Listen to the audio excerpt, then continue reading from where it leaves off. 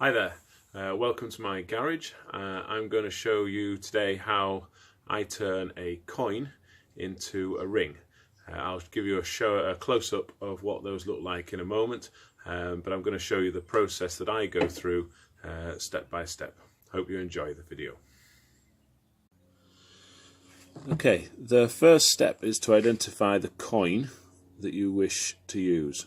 In this case, I'm using a 1 Swiss franc from 1913, and what it will look like when complete is this. Let's let it focus. So we've got this beautiful ring, and all the detail from the coin remains on the outside and also on the inside as well.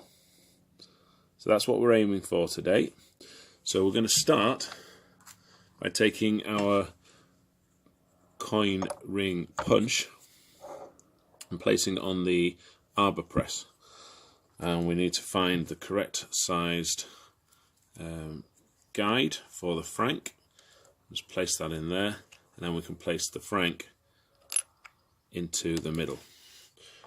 Once it's in there, I'm going to screw that down. Just use both hands here.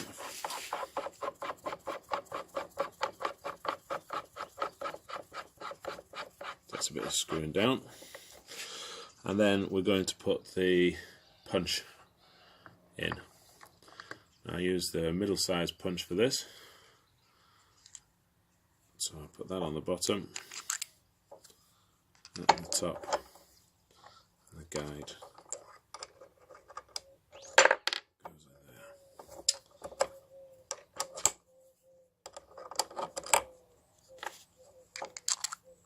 Okay.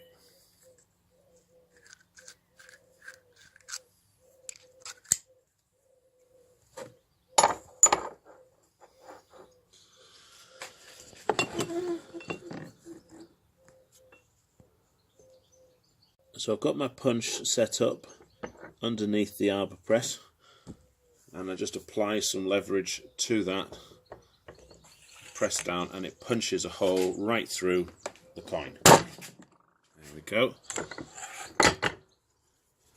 Let's punch through now. Take that out and show you the coin punched. Let me just push that down a bit further. Take that out, and what we can see is that we have the center of the coin punched out. So when I take this apart, we'll have the whole coin. So this is what the coin now looks like. Let's let it focus, if it will. It's going to focus. There we go. So we've got all that beautiful detail on the outside. So for the next step, I use a Dremel tool, and I just take away any rough edges from around the coin. And I'll just do that off camera because the noise might be quite disturbing. Okay, at this stage I'm going to put my coin with the side I want, which is the pattern side. It says if it'll focus again. Pattern side face down in my doming block.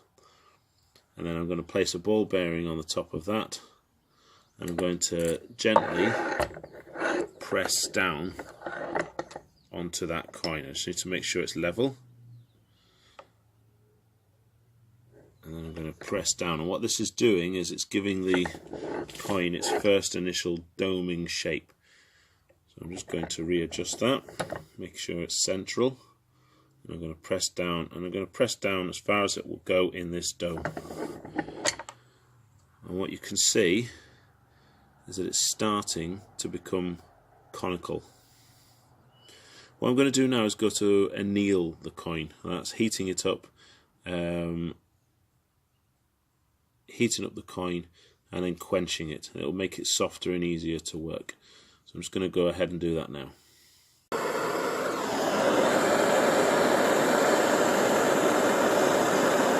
I'm heating up the coin, and getting it to a point where it's sort of a dull red colour, and then this light you can't really tell. Through experience I know that's enough.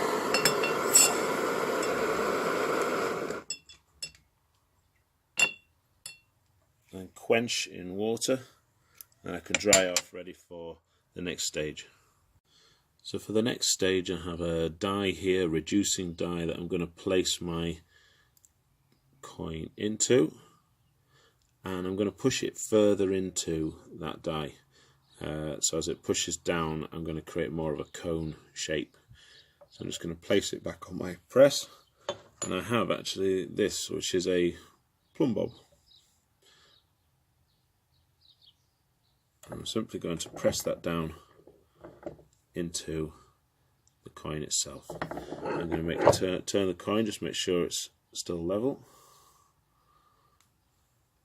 Just adjust that a bit. Place the plumb bob back on and press down. And I'm pressing down as far as this will go.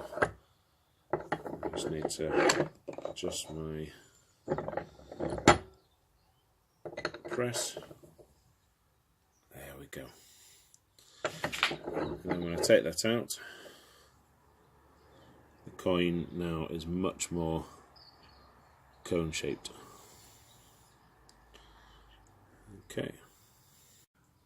Okay, so I've just moved over to the ring stretcher. I've placed my coin on top and I've protected it with paper tissue, which is going to stop the detail on the inside getting marred as I work the coin down. So I'm just going to stretch this out a little bit.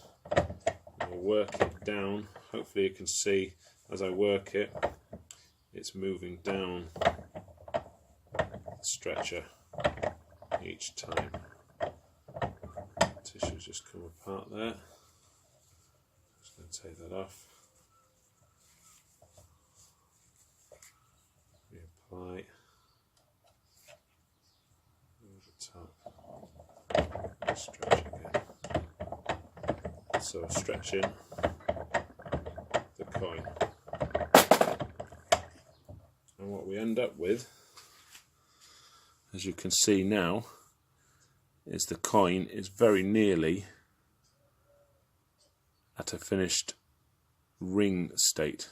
It's not quite level, as you can see, and we're going to do another annealing process, a little more stretching, and then we'll finish off the ring. So I've returned the ring to the doming block just to pinch in and sort of reduce the slightly flared out side of the ring. So I'm just going to bring that down on top, and I'm using the metal plate there to try and keep an even pressure on the ring all the way around. I'm just going to gently press, not much at all, and what you can hopefully see is that the sides of that ring now, he says, it'll focus. Is it going to focus? The sides of that ring are beginning to come in a little bit, so I'm just going to do that a little bit more, just to make the sides nice and straight all the way down.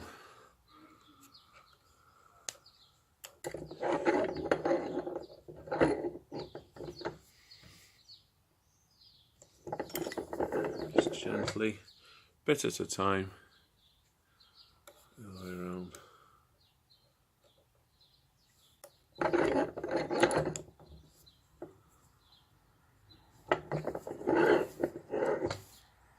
And we have nice straight walls now on our ring.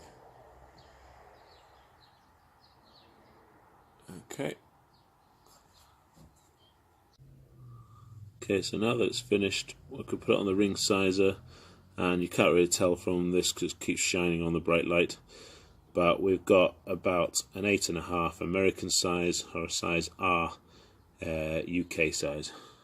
All it needs now is a polish and it'll be done. Okay, so there we go. So a coin into a ring. Not as easy as some people might think.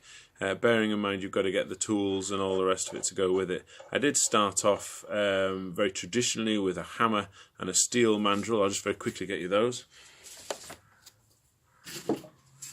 there was a lot of pounding with a hammer to get that coin moved down here, and what's replaced that is the doming and the reducing die to get the more conical shape before sticking it on the ring stretcher. So it's a little bit easier for me now, but I have done it the harder way. Anyway, hope you enjoyed the video and look forward to seeing you next time. Thank you very much.